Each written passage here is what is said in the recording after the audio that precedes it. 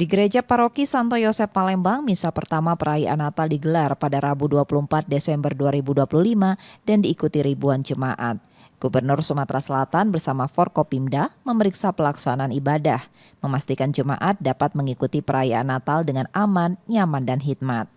Meski pengamanan tahun ini lebih longgar dibandingkan tahun lalu, proses peribadatan tetap dikawal kepolisian yang berjaga di pintu masuk gereja.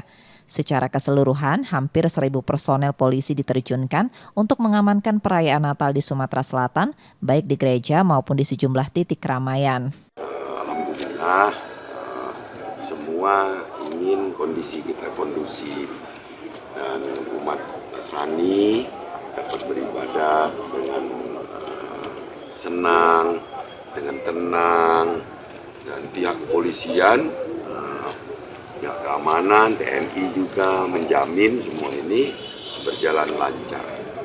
Yang jelas kita terus berbagi informasi dan sampai dengan saat ini memang terlapor kondisi tetap nyaman, tidak ada informasi-informasi negatif. Pemeriksaan dilanjutkan ke beberapa gereja lainnya serta pos terpadu di titik 0 Palembang untuk memantau pergerakan arus lalu lintas selama libur Natal dan menjelang Tahun Baru. Reski Oktora, Muklas Diferensial Kompas TV, Palembang, Sumatera Selatan.